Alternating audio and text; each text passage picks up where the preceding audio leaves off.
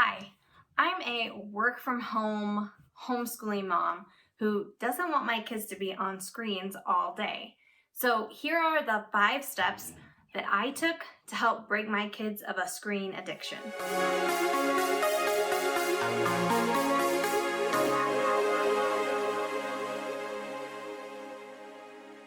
I'm Tiffany, the happy homeschooler. Let's get straight into those 5 steps. So the first step, the first thing that I did was I had a talk with my kids about screens.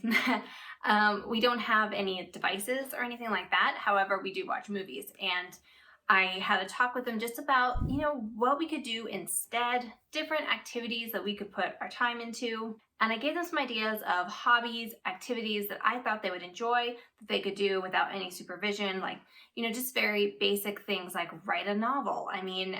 Make some crafts, things like that they could do on their own time. So that's my suggestion for the older kids. That was the first step that I took, was really just sitting down, talking about screens, why we don't want to have them on too much, how it can affect our health, our mood, so many things. That's step one. Just have a discussion with your kids about it. So if you have younger children, smaller children, you probably want to skip step one because they're not going to fully understand, but you go straight to step two, and this applies to both younger and older. Step two is move it away. Maybe put it in the closet, maybe lock it up somewhere in a cupboard. I don't know, where in your house you'd want to put it, but I think that when you have it kind of out of sight, out of mind, it can help. I know especially with the really little kids, it'll help because they aren't going to be looking at it constantly. If you have a big screen TV in your house, a great option is to maybe build like a cupboard or cover it somehow. But if you don't have that, and if you're more focused on the smaller screen addictions, then just go ahead and move those out so they're kind of out of sight, out of mind, and hopefully that will help them to look for other ways to entertain instead of automatically drawn to that device which they see sitting there on a coffee table or the counter or what have you.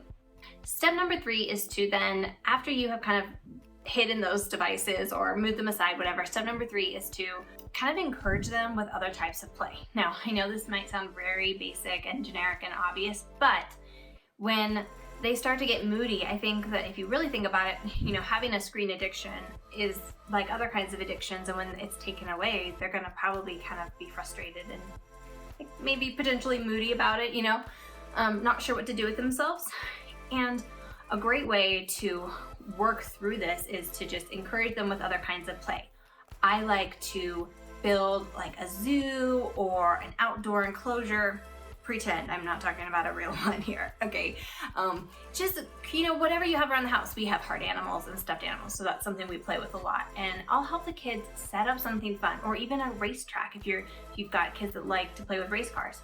So you can set up, something with animals, something with race cars, something that, it's interactive and engaging. And then after they have played, like maybe play with them for a while, if they've spent a lot of time on screens and have kind of forgotten how to play those games either by themselves or with their siblings, it's a great idea to kind of reteach them how to play those games and play them with them, get them familiar with the act of playing. So I'll play a game with my kids for a while, and like I said, I work and I homeschool, so I don't have all day, but I'll play the game with them for a while, and then I'll just let them continue playing while I go to do whatever it is I need to do. Oftentimes it'll be like make lunch or something.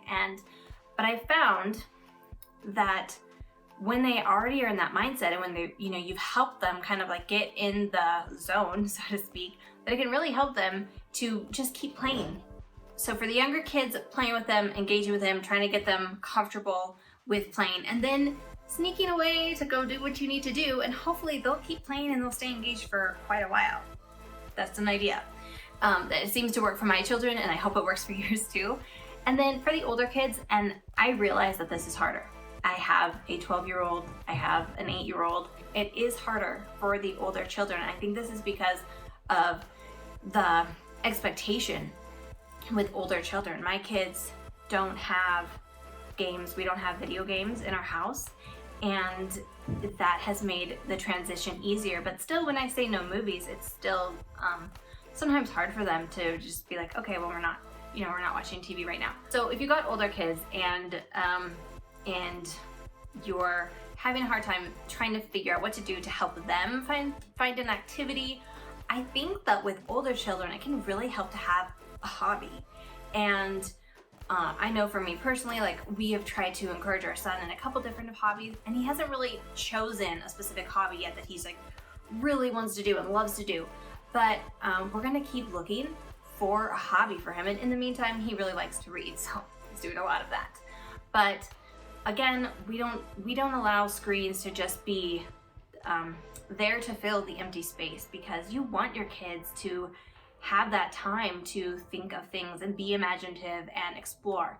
So it's really important that they not have that screen completely taking up their time, because it takes away from them having their own thoughts and their own focuses. Step number 4 is to be patient, because if your kids are really addicted to screens, it can be really hard for them to break that addiction, and they might need extra support from you, reading to them, playing with them, helping them think of other things to do, because when they're used to being able to just turn it off, like turn off their brain and just sit there and watch TV for hours, it really does become an addiction, and they're stuck there, and they have this mentality of wanting to have a screen on, wanting to view a screen, wanting to just be able to scroll. I know it does stuff to your brain. I'm not going to go into all the details, but it is an addiction and it can be really hard. So have patience with your kids when they're transitioning from screen time to playtime, because when you're letting them watch screens a lot and then you like cut it off and you don't anymore, it can be really hard for them to figure out what to do with themselves, with their time. Like it can just be an adjustment. I mean, it's an adjustment for me when I tell myself I'm not turning on the TV for a week. Like, that's kind of an adjustment. I'm like, oh, you know, I have some spare time, and normally I just read because I love that. But for kids especially, it can be really hard to make that adjustment, especially because they might not have chosen that themselves. So in fact, I think they rarely do choose that. When they're making that adjustment, it's not even by choice, whereas mine is by choice. And for them, it can be a big strain, I think. So be patient with your kids, try to help them work through. And step number 5, and this is the step that nobody wants to hear. I'm sorry. I know no one's gonna be excited about this step, but here's the truth. To make this work, to be successful in helping your kids get off screens, you have to be off screens. You have to lead by example and really make a conscious effort to set down your phone or set down that tablet and not be playing on it. Now, I completely understand. I work from home and I use my laptop for work. Now, my kids do know that I'm using my laptop for work, and they know that I have dedicated hours that I set aside that I'm working on my laptop. So it's a little bit different if you're working. I still think it's important to set boundaries, let them know like you're not sitting there playing a game, you're working for a living, and that's totally fine. I'm encouraging of that because I love that parents can have the ability to work from home. I think it's such a gift. However, I do think that it can become an addiction. I mean, being on your phone constantly or your iPhone, your tablet, what have you. It can be, or even just watching movies. And like I said before, we don't even have devices. We watch movies together as a family, but even that, I would prefer we do something else as a family, because I think it'll bond us more to do games, books, activities, super fun activities. I know during this time of COVID, it's not like you can go bowling per se, but there are other things you can do at home together that can be really fun and special and make memories, and it doesn't have to involve a screen. I really hope you guys found those steps helpful. Again, these are the 5 steps that I used to help break my family of a screen addiction. Thanks so much for watching. I hope you found this video helpful. And if you know of anyone else in your life who's looking to limit their screen times or cut back, or you've heard a parent say recently like, oh, my kid is obsessed with screens, they're always asking to play on my phone, share this video with them, because I would love to be able to help other parents take their kids off of screens and break the screen addictions. And if you haven't already done so, be sure to like and subscribe. I make videos every single week about homeschooling, exploring, and mom tips. So I would love to have you join me for the next one.